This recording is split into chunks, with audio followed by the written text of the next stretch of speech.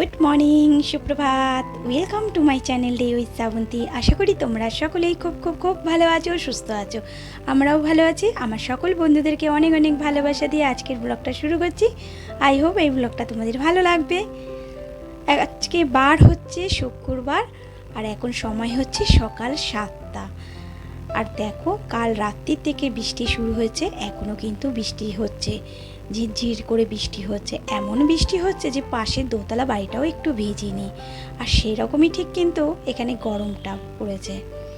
তা মেয়ে আজকে ঘুম থেকে তাড়াতাড়ি উঠে পড়েছে। কেন জানো? কারণ ওর কলেজের আজকে ফার্স্ট লিস্ট টাঙানো হবে, তার জন্যে উঠে পড়েছে। দাঁত ব্রাশ করে একবারে ফোন নিয়ে বসবে। সকাল 10টার থেকে ওদের লিস্টটা টাঙানো হবে।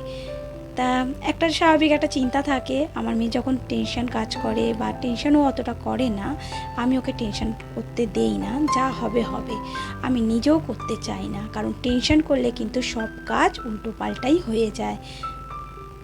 সুস্থ মানুষ অসুস্থ হয়েও পড়ে, তার জন্য টেনশনকে দূরে রাখতে হয়। এই টেনশন থেকে কিন্তু অনেক কিছু রোগ আমাদের শরীরে বাসা বাঁধে।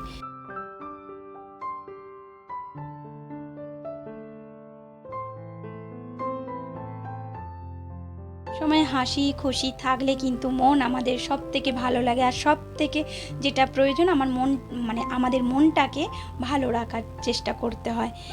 তার টেনশন যদি আমরা করি, তার টেনশন তো আসবেই, তাই না? কিন্তু ওই যে অনেকে দেখবে কোথা থেকে টেনশন হাজির হয়, কিন্তু সেই টেনশনের মুশকিল আসানো আছে।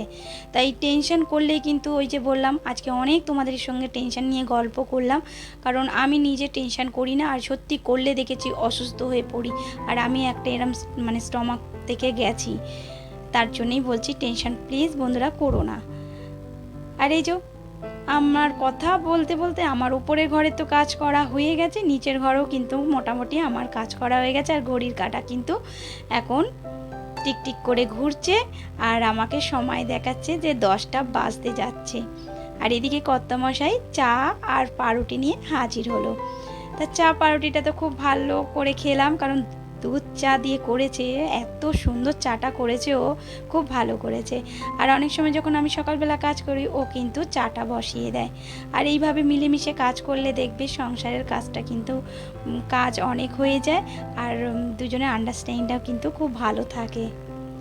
আর এই দেখো, বুঝতেই পারছো আমার উপকরণ দেখে আজকে বৃষ্টি পড়ছে, আর বৃষ্টির দিনে কি আমি রান্না করি। তার জন্য সমস্ত কিছু কেটে কুটে গুছিয়ে রেখে দিয়ে এলাম। আর এরপরে এই টেবিলটা পরিষ্কার করব।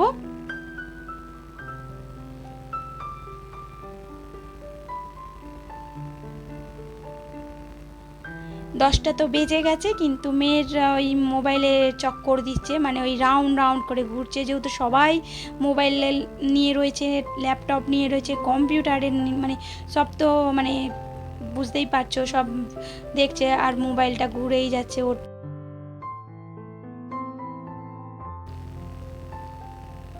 আর বলতে না বলতেই ও আগেই মোবাইলটা কিন্তু ওর লিস্টে নাম উঠে গেছে, প্রথম লিস্টেই ওর নাম উঠেছে।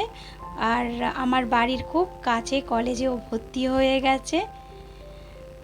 বাড়ির সামনে দিয়ে যে বাস যায়, সেই বাসে উঠলে ওর খুব জোর 20 মিনিটের মধ্যে ও কলেজ পৌঁছিয়ে যাবে। আর আমিও চাইছিলাম যে ও খুব কাছে পিঠে থাকুক, হাতের নাগালে থাকুক, কারণ কোনো দিন তো আমাকে ছাড়া এদিক ওদিকও যায়নি। আর ওকে কলেজে প্রত্যেক দিন আমাকেই দিয়ে নিয়ে আসতে হবে। তা বাড়ির কাছে হওয়াতে আমার খুব সুবিধা হলো যে কর্তামশাই ওই রাস্তা দিয়েই আপ ডাউন হয় বেশিরভাগ গাড়ি আমাদের। আর ওই রুটেই কিন্তু আমাদের অনেক রিলেটিভ আছে। আর যদি আমার বাপের বাড়ির দিকে হতো, তাহলে একটু আমার অসুবিধা হতো, কারণ আমার বাপের বাড়ির দিকে যেতে 1 ঘন্টা সময় লাগে। তা খুব ভালো লাগলো যে ও কলেজটায় ভর্তি হয়ে গেছে, আর ওই কলেজ ইউনিভার্সিটিতে ভর্তি হয়ে গেছে, ওর ওখানেই নাম উঠেছে। আর যারা পুরনো বন্ধুরা আছো তারা তো জানোই আমার মেয়ে এইচএসে কিরম রেজাল্ট করেছে। আর যারা নতুন বন্ধুরা আছো তাদেরকে বলতে যাই যে আমার মেয়ে এইচএসে খুব ভালো রেজাল্ট করেছে। আমাদের সাথে কথা বলতে বলতে আমার খিচুড়িটাও আমি বসিয়ে দিয়েছি।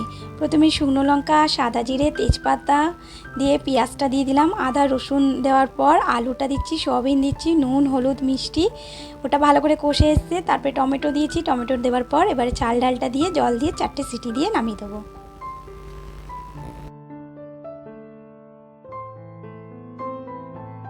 ইউনিভার্সিটিতে ভর্তি হয়ে গেছে। সকালবেলা নাম ওঠার পর সঙ্গে সঙ্গে আর রিস্ক নিয়ে আর কোনো কলেজে ওখানেই ভর্তি করে দিয়েছি।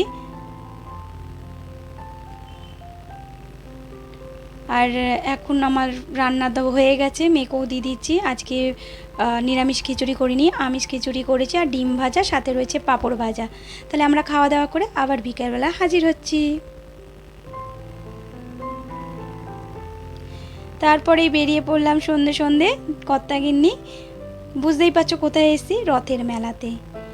তা মেয়েকে বলেছিলাম চলো রথের মেলাতে যাবে, তা মেয়ে বললো না মা তোমরা যাও ঘুরে এসো। তা ও বন্ধুদের সাথে কথা বলছে, সব ওর বন্ধুরা কোথায় কি ভর্তি হয়েছে সেই নিয়ে গল্প করছে। আর এদিকে কর্তাগিন্নি বেরিয়ে পড়লাম। আর এখান থেকে আরেক জায়গায় যাব আমি, কর্তা বাড়িতে চলে যাবে যেহেতু মেয়ে একা রয়েছে। তাই এখানে এই দেখো ছোটো বাচ্চাটা দেখছো কী সুন্দর চড়ছে, ওটা হচ্ছে আমার কর্তামশাই এক বন্ধুর ছেলে। তাদের মেলাতে দেখা হয়ে গেছে আর খুব মিষ্টি মিষ্টি কথা বলে। তা ওই নৌকাটা চড়বে, ওকেও তা কর্তামশাই বলেছিল যে কি খেলনা কিনবি, তা ও বলছে খেলনা কিনবো, আমি কি ছোটো নাকি, আমি তো বড় হয়ে গেছি। ওর জন্য ও নৌকা চড়বে আর খুব সুন্দর নিজে নিজে একা একা চড়ছে। আর এখানে দেখো ফুলগুলো দেখে খুব ভালো লাগলো, কিন্তু অনেক দাম বলছে জানো তো, ওর জন্য এখান থেকে আর ফুল নিয়ে নিই।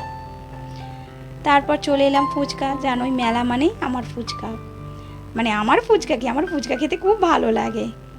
ভেবেছিলাম মোমো খাবো, কিন্তু এই যে এখানে রাত্রিবেলা খাওয়া দাওয়া রয়েছে, ওর জন্য আর ফুচকা খেয়ে আর আমিত্তি আর জিলাপি কিনেই চলে গেছে কর্তামশাই আমাকে এই বান্ধবীর বাড়িতে নামিয়ে।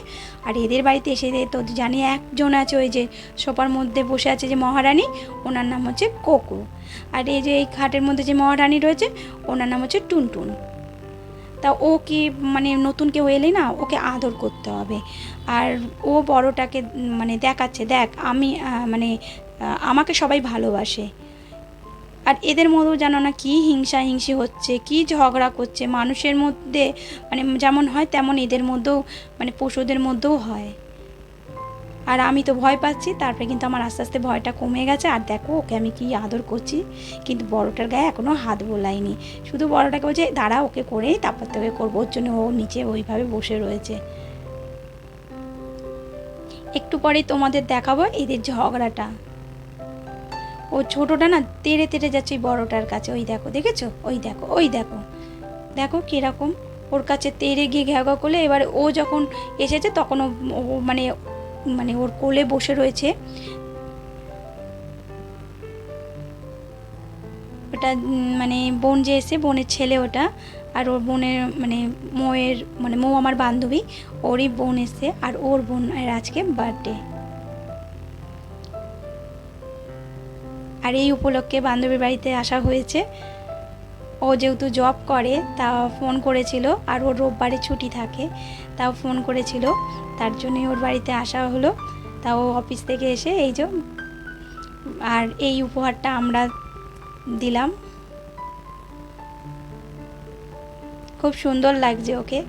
কিন্তু দুঃখের বিষয় ওর ছোট হয়েছে, ওটা আবার চেঞ্জ করতে হবে। তাই দেখেছো একবার কোকো ছাড়া পেলে পুরো তাণ্ডব করে যাচ্ছে। আর কেকটা একটু নষ্ট হয়ে গেছিলো, ও যা লাফালাফি করছিলো কেকটা আমরা বাঁচাচ্ছিলাম, আর ও কেকটা তখন দেখেনি, ও তখন আরেক বান্ধবীর মেয়ের সাথে খেলার জন্য, আর ও তো চেয়ারের উপরে লাফাচ্ছিল। তাই এই যে আর দেখো ম্যাজিক মোমবাতি, ও যতবার নেমাচ্ছে ততবারই কিন্তু জ্বলে উঠছে। প্রতিদিনের মতো আজও তোমাদের বলবো, যে সকল বন্ধুরা আমার ভিডিও দেখছো, যদি কোনো অংশ ভালো লাগে অবশ্যই লাইক কমেন্ট শেয়ার করো।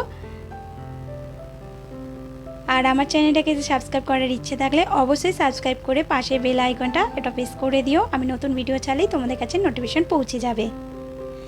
আর যে সকল বন্ধুরা এই সকল কাজ সমস্ত কাজ করে রেখেছো তাদেরকে অসংখ্য ধন্যবাদ আমার ভিডিও দেখার জন্য, আমার পাশে থাকার জন্য। এই বোনের ছেলে দেখো, আর এইটা হচ্ছে মৌয়ের ছেলে, ও বাইরে বেরিয়ে গেছিলো বাচ্চাদের কোকোর কিন্তু বয়স অল্প, কিন্তু কোকো কিন্তু খুব ছোট, কিন্তু ওই রকম চেহারা হয়ে গেছে ওর। তা আমি বাড়িতে খাবার নিয়ে চলে এলাম, মেয়ে যেহেতু যায়নি। চলো এখানে ভিডিও শেষ করছি, তোমরা ভালো থেকো সুস্থ থেকো, নিজের শরীরে যত্ন নাও। Tata bye bye, good night.